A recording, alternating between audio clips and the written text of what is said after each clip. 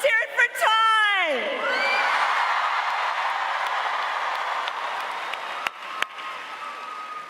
All right, Madison, are we ready to do this? Are we ready to vote? Are we ready to win? Oh, it's good to be back in Madison. It's good to be back. And many of you may know, when I was 5 years old, my parents taught at the University of Wisconsin-Madison.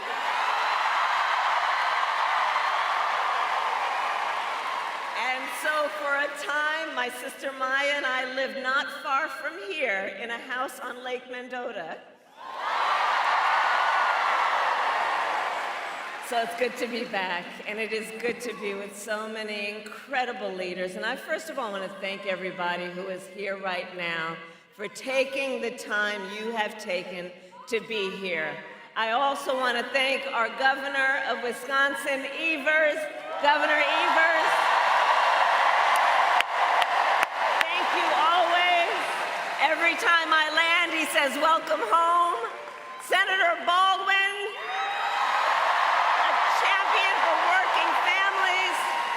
Representative Pocan,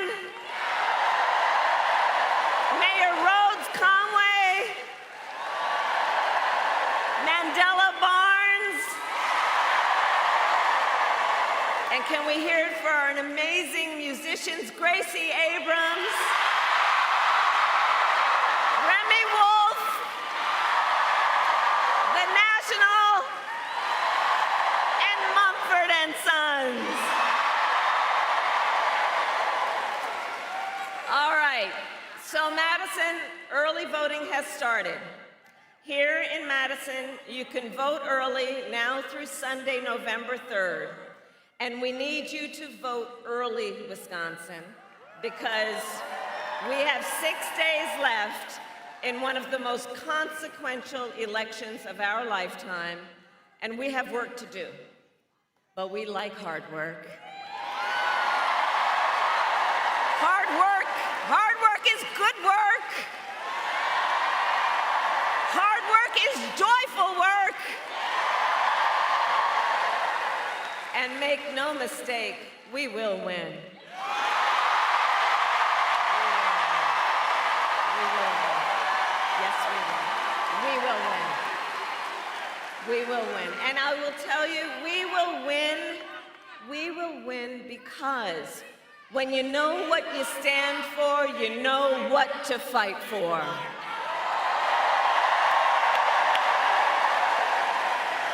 And we know we have an opportunity hey, you know what? Listen, we all want the war in Gaza to end and get the hostages out as soon as possible, and I will do everything in my power to make it heard and known, and everyone has a right to be heard, but right now I am speaking.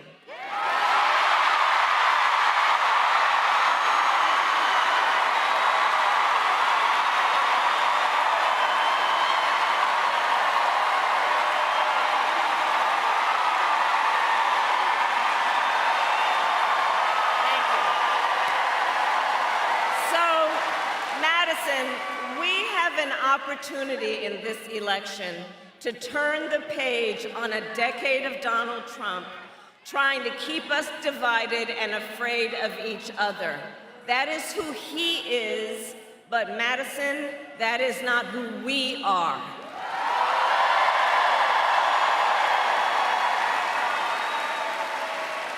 And folks are exhausted and want it to stop the pointing fingers. It is time that we start locking arms together as a people who rise and fall together.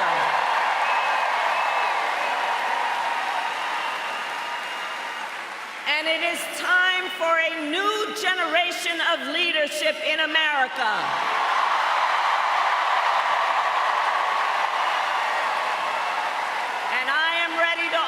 That leadership as the next President of the United States.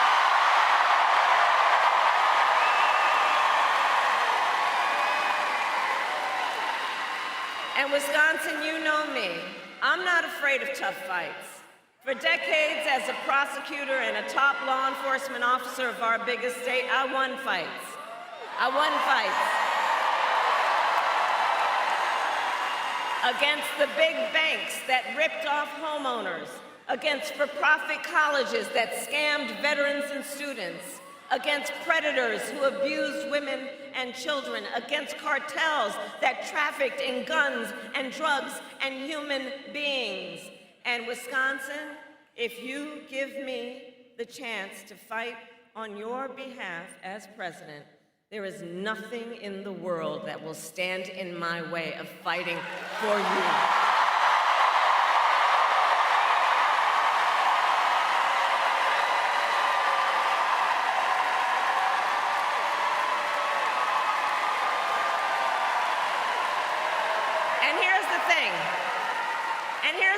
We know who Donald Trump is. This is not someone who is thinking about how to make your life better. This is someone who is unstable, obsessed with revenge, consumed with grievance, and out for unchecked power. And in less than 90 days, it's either going to be him or me in the Oval Office.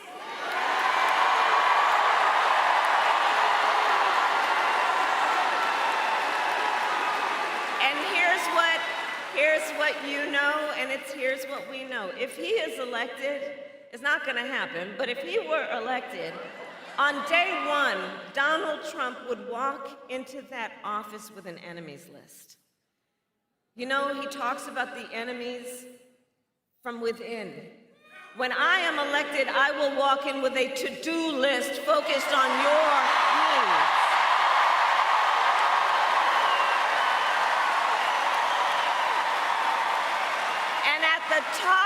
And at the top of my list is bringing down your cost of living. That will be my focus every single day as president. I will give a middle-class tax cut to over 100 million Americans. We will enact the first ever federal ban on corporate price gouging on groceries. We will fight to make sure hardworking Americans can actually afford a place to live.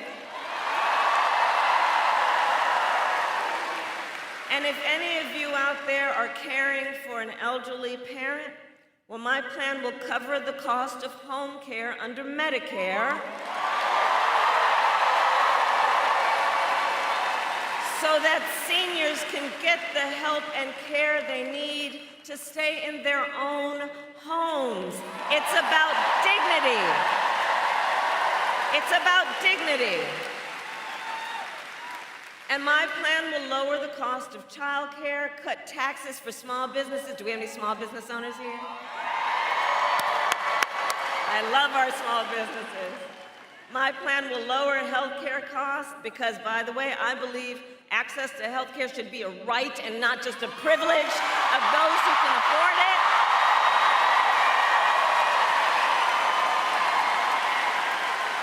It's about values. It's about values. On the other hand, Donald Trump's answer to the financial pressures you face, well, it's the same as it was last time. Another $1 trillion in tax cuts for billionaires and big corporations. Right. And this time, he will pay for it with a 20% national sales tax on everything you buy that is imported. Clothes, food, toys, cell phones. A Trump sales tax would cost the average American family nearly $4,000 more a year. And on top of that, you would pay even more if Donald Trump finally gets his way and gets rid of the Affordable Care Act. Remember how many times he's tried to do that? And you're booing because if he were successful, it would throw millions of Americans off of their health insurance and take us back to when insurance companies could deny people with pre-existing conditions. You remember what that was like? Well, we are not going back.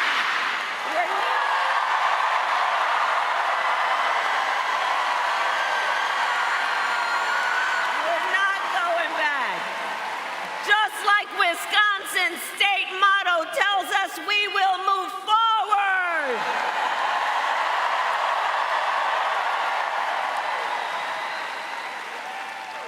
Because ours is a fight for the future, and it is a fight for freedom.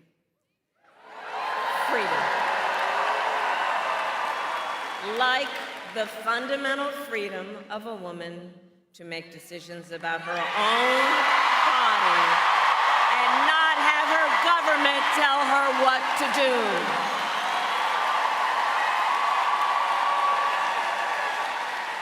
And we all remember how we got here. When Donald Trump was president, he hand-selected 3 members of the United States Supreme Court with the intention that they would undo the protections of Roe v. Wade. They did as he intended, and now in America, 1 in 3 women lives in a state with a Trump abortion ban, many with no exceptions even for rape and incest, which is immoral.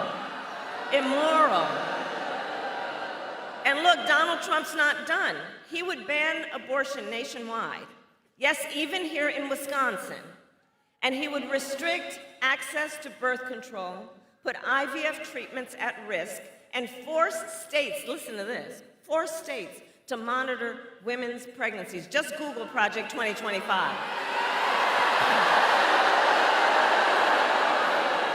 Read the plans yourself, and I know we all here know one does not have to abandon their faith or deeply held beliefs to agree. The government shouldn't be telling her what to do with her body. Not the government. Not the government. Not the government. And when Congress, together with Tammy's help, when Congress passes a bill to restore reproductive freedom nationwide, as President of the United States, I will proudly sign it into law.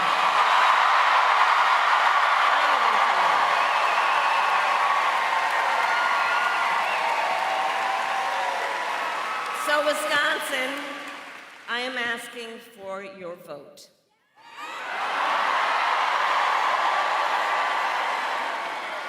And here is my pledge to you. As president, I pledge to seek common ground and common sense solutions to the challenges you face. I am not looking to score political points. I am looking to make progress. And I pledge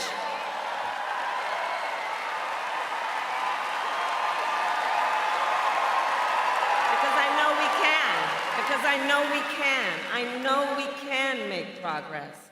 And I pledge then to listen to experts, to those who will be impacted by the decisions I make, and to people who disagree with me. Because look, unlike Donald Trump, I don't believe people who disagree with me are the enemy. He wants to put them in jail. I'll give them a seat at my table.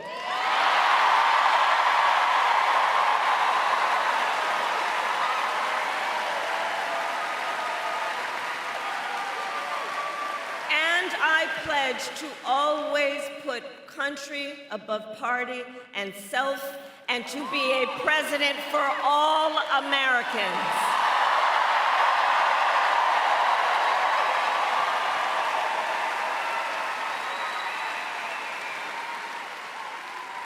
So it all comes down to this. We are here together for many reasons, but one of the most important, we are here together because we love our country.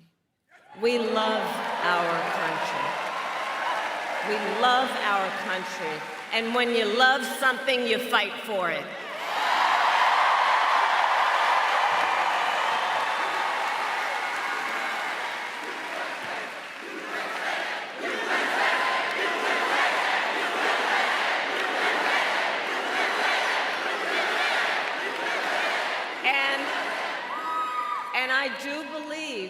that one of the highest forms of patriotism, of our expression for the love of our country, is to fight for the ideals of our country and to fight to realize the promise of America. I have always believed in our nation's promise because I have lived it. I grew up as a child of the civil rights movement. My parents would take me to the marches when I was in a stroller, where people from every walk of life came together to fight for freedom and for opportunity. Growing up, I saw how hard my mother worked to give her daughters the same chances our country gave her. And I was blessed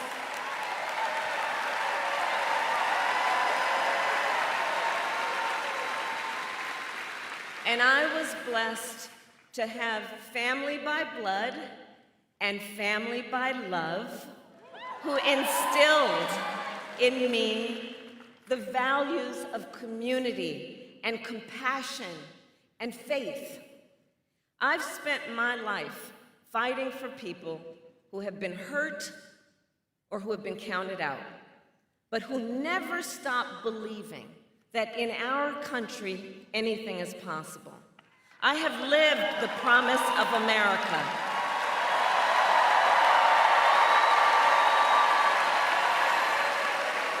And today, I see the promise of America in all of you, in all of you, in everyone here. I see it in the women who refuse to accept a future without reproductive freedom. And the men who support them. I see it in the fathers and mothers who work hard every day for their children's future. I see it in Republicans who never voted for a Democrat before, but put the Constitution of the United States over party.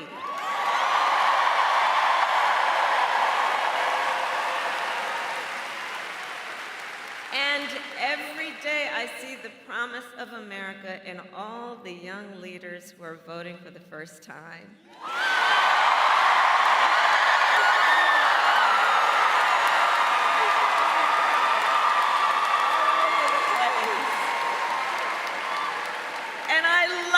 Generation. I just love you guys. And let me tell you why. Let me tell you why. One of the reasons is you all are rightly impatient for change. Rightly. You, who have only known the climate crisis, are leading the charge to protect our planet and our future. You, who grew up with active shooter drills, are fighting to keep our schools safe.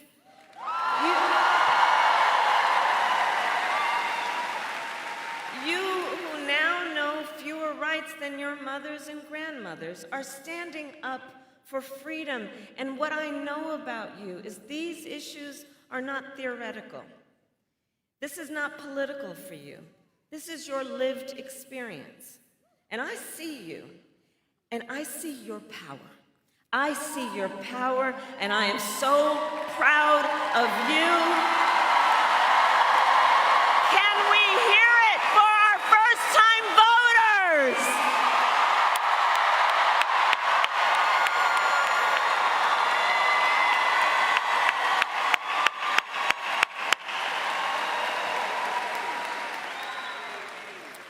So, Wisconsin. Okay, we got 6 days to get this thing done. And no one can sit on the sidelines.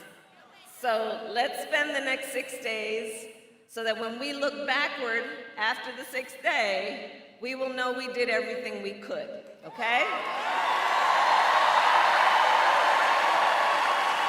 So now is the time to knock on doors, to text, to call, to reach out to family and friends and classmates and coworkers and neighbors, And as we do, here's my request. As we do all of that, let's be intentional about building community.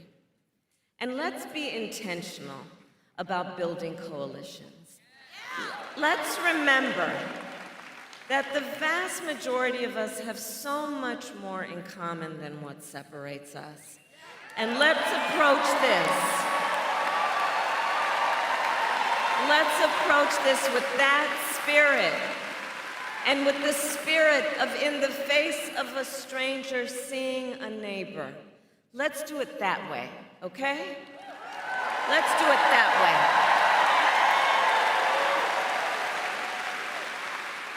way. And let us remember that your vote is your voice, and your voice is your power.